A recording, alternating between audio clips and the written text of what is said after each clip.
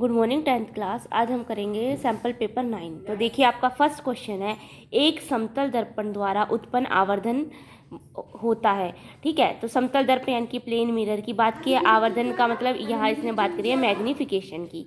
तो समतल दर्पण प्लेन मिरर का जो आवर्धन होगा इसमें से बताना -1, <1, ग्रेटर +1 और >1। ठीक है, तो इसका आंसर आएगा C +1। नेक्स्ट क्वेश्चन है, किसी शब्दकोश में पाए गए छोटे अक्षरों को पढ़ते समय आप निम्न में से कौन सा लेंस पसंद करेंगे?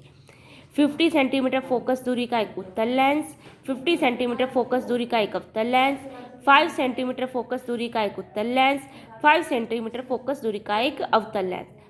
ठीक है, तो इसका आंसर आएगा आपका डी यानी कि 5 सेंटीमीटर फोकस दूरी का एक अवतल लेंस यानी कि कॉनकेव लेंस। 50 सेंटीमीटर की फोकस दूरी होगी यानी कि वो आपको अगर दूर की चीज़ें देखने के लिए हो जाएगा। ठीक है, 5 सेंटीमीटर यानी कि पास की चीज़ें देखने के लिए छोटे अक्षरों को, तो यहाँ पर आप 5 सेंटीमीटर फोकस दूरी का एक कॉनकेव लेंस को यूज़ करेंगे। नेक्स्ट क्वेश्चन है, निम्न में से किस लेंस की मदद के से निकट दृष्टि तथा दूर दृष्टि दोनों दोषों का संशोधित किया जा सकता है? तो देखो इसमें आंसर है उत्तल, अवतल, द्विफोकसी, इनमें से कोई नहीं। वैसे इसका आंसर आएगा सी द्विफोकसी, पर ये आपके सिलेबस में नहीं है, तो इस तरीके का क्वेश्चन जो है ये मुश्किल ही आएगा। नेक्स्ट क्वेश्चन है, गर्म जल प्राप्त करने के लिए हम सौर जल तापक का उपयोग किस दिन नहीं कर सकते? ठीक है, धूप वाले दिन, बादलों वाले दिन, धूप वाले दिन, बादलों वाले दिन, गर्म दिन, पवन यानी कि वायु वाले दिन। देखो धूप वाले दिन तो आप गर्म जल आराम से कर सकते हो, गर्म दिन भी कर सकते हो, पवनों वाले दिन भी कर सकते हो, तो इसका आंसर आएगा बी बादलों वाले दिन। बादल होंगे तो उस दिन धूप नहीं निकलेगी, धूप नहीं निकलेगी तो सौर ऊर्जा आपको नहीं मिलेगी, तो आप पानी गर्म कैसे करेंगी? नेक्स्ट क्वेश्चन है, निम्नलिखित में से कौन जैव मात्रा ऊर्जा स्रोत का उदाहरण नहीं है यानी कि बायोडिग्रेडेबल? लकड़ी, गोबर गैस, नाभिकीय ऊर्जा, कोयला। तो इसका आंसर आएगा सी नाभिकीय ऊर्जा यानी कि न्यूक्लियर एनर्जी। नेक्स्ट क्वेश्चन है, विद्युत धारा का एसआई मात्रक क्या है यानी कि करंट को हम किस में नापते हैं? एम्पियर में, न्यूटन में, वोल्ट में या जूल में? तो इसका आंसर आएगा ए एम्पियर में। नेक्स्ट क्वेश्चन है, सौर सेल में कौन सी ऊर्जा किस ऊर्जा में स्थानांतरित? सौर सेल यानी कि सोलर सेल में कौन सी एनर्जी होगी? सोलर एनर्जी होगी यानी कि सौर ऊर्जा। किस में चेंज होती है? इलेक्ट्रिकल एनर्जी में चेंज होती है यानी कि विद्युत ऊर्जा में चेंज हो जाती है। घर में प्रयुक्त होने वाले 2 ईंधनों के नाम लिखिए। तो मोस्टली घरों में हम क्या यूज़ करते हैं? एलपीजी सिलेंडर में यूज़ करते हैं और कैरोसिन का ऑयल यानी कि तारपीन का तेल यूज़ करते हैं। गंगा के जल का प्रदूषण किन मानकों द्वारा निर्धारित किया जाता है? तो गंगा के जल का जो प्रदूषण है बेसिकली उसमें क्या देखेंगे? सबसे पहले तो हम देखते हैं कि उसमें कोलिफॉर्म बैक्टीरिया कितना प्रेजेंट है। ठीक है, क्योंकि वो अगर कोलिफॉर्म का बैक्टीरिया प्रेजेंट है यानी कि पानी क्या है? दूषित है। दूसरा क्या होता है? पानी का पीएच कितना है? क्योंकि हर एक पानी का पीएच स्टेबल होता है, अगर पीएच उससे कम हुआ या ज़्यादा हुआ तो इसका मतलब पानी अशुद्ध है। 3 R's क्या है? 3 R's बेसिकली आपके क्या आएंगे? रिड्यूस, रीयूज और रिसाइकिल, यानी कि कम उपयोग, पुनः उपयोग और पुनः चक्रण। नेक्स्ट क्वेश्चन देखो क्या कहता है, कोई विद्युत मोटर 220 वोल्ट स्रोत से 4 एम्पियर विद्युत धारा लेते हैं, यानी क्या? यानी कि इसने आपको यहाँ पर वोल्टेज दी है V या I करंट दिया है। विद्युत मोटर की शक्ति ज्ञात कीजिए। शक्ति हो जाएगी P = VI से हो जाएगी। ठीक है, तथा इसके द्वारा 3 घंटे में उपभुक्त ऊर्जा की गणना भी कीजिए। तो विद्युत मोटर हो जाएगी, उसको आप 3 घंटे में है, 3 घंटे को आप किस में कन्वर्ट कर देंगे? सेकंड में नहीं, यहाँ तो आपकी विद्युत उपभुक्त ऊर्जा है तो ये तो आपकी घंटे में ही रहेगी। जो शक्ति आएगी उसको H = Q में T हो जाएगा। तो P × T करके आप टाइम से इसको निकाल के आपकी विद्युत ऊर्जा निकल जाएगी। निकाल लीजिएगा, यानी कि अगर मैं आपको बताऊँ तो क्या होगा? P = VI। वोल्टेज आपको 220 वोल्ट दिया है, करंट आपको 4 एम्पियर दिया है, यानी कि आपकी ये हो गई 880। ठीक है, 800 से उसने क्या बोला? उपभुक्त ऊर्जा निकाले, यानी कि हीट = P × T, यानी कि 880 गुना में 3 किलोवाट में निकाल जाइए, आपकी वोट घंटा हो जाएगी। ठीक है, किलोवाट। ठीक है, इसको निकालेंगे 3 × में घंटा में निकलती है, घंटे किलोवाट आर में निकलती है आपकी, तो 300। ठीक है, इसको मल्टीप्लाई कर ले तो आपकी वो किलोवाट आर में आपकी वोट आर होगी। वोट आर को आप किलोवाट आर में चेंज कर लीजिएगा। ठीक है, ये आपका आंसर हो जाएगा। अब वो नेक्स्ट क्वेश्चन क्या कहता है, देखिए, अवतल लेंस द्वारा प्रतिबिंबों के बनने का वर्णन कीजिए जब वस्तु बिंब को अनंत से लेंस की ओर ले जाया जाता है। देखो यहाँ बात किसने, कॉनकेव लेंस की, अवतल लेंस की। तो अवतल लेंस में हमेशा मोस्टली आपके जितने दो ही तरीके की क्या बनते हैं, प्रतिबिंब बनते हैं, ठीक है। एक तो जब आपका बिंब क्या हो, अनंत पे हो, और दूसरा आपका बिंब क्या हो, पी और ओ के बीच में हो, ठीक है, अनंत और ओ के बीच में हो। तो दोनों प्रतिबिंब कैसे बनेंगे, आपके सीधे बनेंगे और सीधे बनेंगे और आभासी बनेंगे। तो आपको प्रतिबिंब बनाना है ये वाला, ये कॉनकेव लेंस, ठीक है, ये आपका ओ हो जाएगा।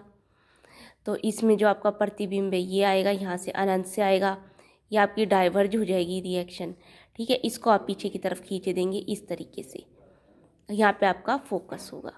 तो आपका प्रतिबिंब जो अनंत से लेंस की ओर जा रहा है ये आपका ओ है। तो क्या होगा, आपका प्रतिबिंब क्या, ये अभिसारित हो जाएंगी, अपसारित हो जाएंगी, यानी कि डाइवर्ज हो जाएंगी सारी, कि जब हमको पीछे की तरफ फोकस पर मिलेंगी तो आपका हमारा प्रतिबिंब कैसा बनेगा, सीधा बनेगा, बिंदु के आकार का होगा और आभासी होगा, ठीक है, वास्तविक नहीं होगा। नेक्स्ट क्वेश्चन है, किसी सीधे विद्युत धारावाही चालक तार के चारों ओर की चुंबकीय क्षेत्र की रेखाओं को निरूपित कीजिए। इसमें उत्पन्न कारकों का निर्माण करते विद्युत चुंबकीय प्रेरण का वर्णन कीजिए। नेक्स्ट क्रियाकलाप के द्वारा समझाए धारावाही चालक में रखने का बल और इनको ये आप कर सकते। नेक्स्ट क्वेश्चन क्या है, एक भूरे रंग का चमकदार तत्व X को वायु की उपस्थिति में गर्म करने पर वह काले रंग का हो जाता है, ठीक है। भूरे रंग का तो कलर है, और वो अगर हमने उसको गर्म किया है हवा में तो वो कैसे रंग का हो गया है, काले रंग का हो गया। उस तत्व X का क्या बताना है, आपको मान बताना है कि X आपका क्या है। तो देखो इसने क्या कहा है, आयरन है, कॉपर है, सोना है और एल्यूमिनियम है। इसका आंसर रहेगा बी, यानी कि कॉपर।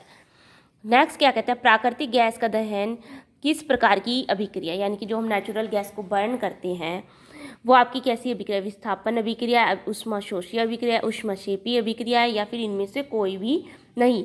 तो इसका आंसर आएगा ऊष्माक्षेपी, क्योंकि कभी भी हम गैस को जलाते हैं तो उसमें से गैस निकलती है, तो ऊष्माक्षेपी अभिक्रिया हो जाएगी, यानी कि एक्सोथर्मिक रिएक्शन। एसिटिक अम्ल पाया जाता है चींटी के डंक में, नेटल के डंक में, संतरे में, सिरके में, ठीक है। तो इसका 16 का आंसर आएगा डी, यानी कि सिरके में, डी। नेक्स्ट है, निम्न में से कौन सा तत्व एक उपधातु है, ठीक है, एल्यूमिनियम, बोरोन, जिंक और मरकरी। तो इसका आंसर आएगा बोरोन।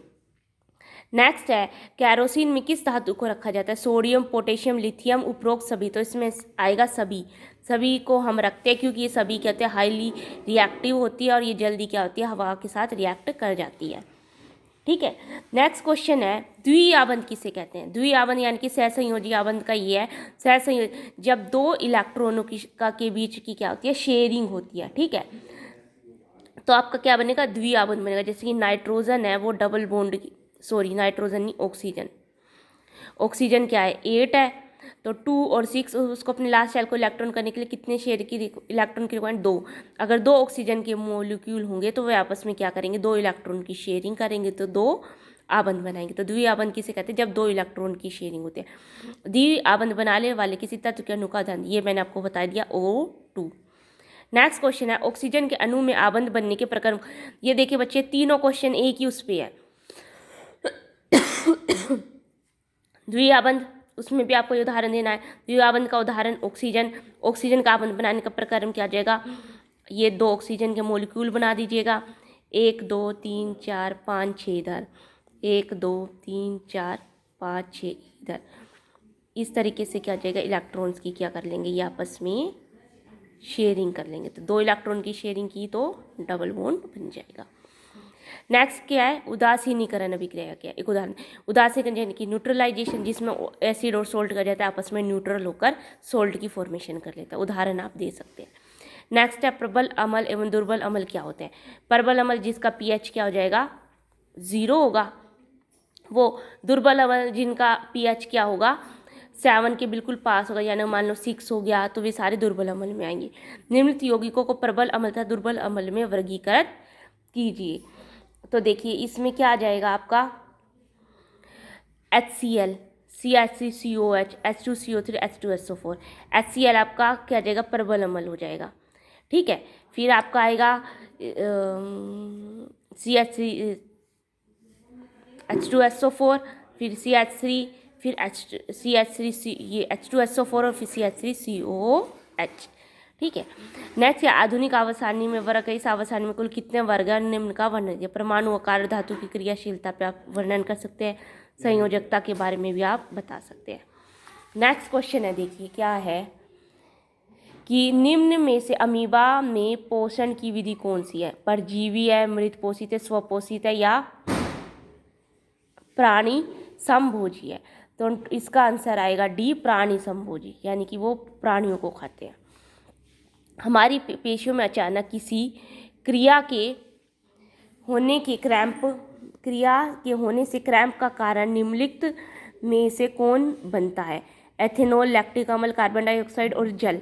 तो इसका आंसर आएगा बी, लैक्टिक अम्ल। लैक्टिक अम्ल क्या होता है, जब हम एक्सरसाइज करते हैं तो हमारी बॉडी में लैक्टिक अम्ल, ठीक है, अलैंगिक जनन खंडन द्वारा होता है, अमीबा, प्लाज्मोडियम, क्वक और स्पाइरोगैरा। तो अलैंगिक जनन आपका आ जाएगा डी, स्पाइरोगैरा के थ्रू। अमीबा में किस प्रकार का प्रजनन होता है, द्विखंडन, बहुखंडन, बीजाणु प्रजनन या मुकुलन। तो इसका आंसर आएगा बहुखंडन, यानी कि 28 का आएगा आपका, सॉरी बी ए आएगा, द्विखंडन यानी कि बाइनरी फिजन। मेंडल ने अपने आनुवांशिक प्रयोगों के लिए निम्न किस पौधे को चुना, मटर, सरसों, मक्का, गेहूं। तो इसका आंसर आएगा मटर। ओजोन परत अवशोषित करते, अवरक्त किरणें, पराबैंगनी किरणें, दृश्य प्रकाश, उपरोक्त सभी। तो इसका आंसर आएगा बी, पराबैंगनी किरणों को वो अवशोषित कर लेती है। नेक्स्ट क्वेश्चन है, प्राकृतिक पारितंत्र है बगीचा, जीवशाला, खेत, समुद्र। तो इसका आंसर आएगा आपका डी, समुद्र। ठीक है, जो नेचुरल आपका हैबिटेट हो जाएगा। प्राग नलिका का बीजांड की ओर वृद्धि करना उदाहरण है, गुरुत्वानुवर्तन का, प्रकाशानुवर्तन का, रसायनुवर्तन का, जलानुवर्तन का। बीजांड की ओर वृद्धि करना, इसका आंसर आ जाएगा आपका रसायनुवर्तन का। ठीक है, अमीबा में भोजन का पाचन कहाँ होता है, अमीबा में भोजन का पाचन होता है आपके वैक्यूल्स में, यानी कि वो कोष्ठ में, फूड कोष्ठ में। स्त्रियों में कौन सा लिंग गुणसूत्र होता है, XX। अजैव निम्नकरणीय पदार्थ किन्हें कहते हैं, अजैव यानी कि नॉन बायोडिग्रेडेबल, जो क्या करते हैं, जैसे कि आपके प्लास्टिक वगैरह होंगे जो डिकम्पोज नहीं हो सकते, ठीक है, ख़त्म नहीं हो सकते। अनुकंचन गतियाँ कौन सी होती है, यानी कि नेस्टिक मूवमेंट, वो जो किसी भी क्या होती है, अगर हमें उसको कोई स्टिमुलस प्रोवाइड करते हैं, यानी कि कोई क्रिया प्रोवाइड करते हैं, तो वे किसी भी डायरेक्शन में क्या करती है, मूव करती है। जैसे कि पौधे का जो तना है वो क्या करेगा, प्रकाश की क्रिया में करेगा, जड़ है वो धरती की तरफ जाएगी, तो गुरुत्वाकर्षण का उदाहरण हो जाएगा। मानव में विषण की क्या कार्य है, ये आप कर लीजिएगा। यौवनावृत्ति के परिवर्तन से जो लड़के लड़कियों के एक समान होते हैं वे लिखिए। वाष्पोत्सर्जन ये आपका कर लीजिएगा, ये हो गया।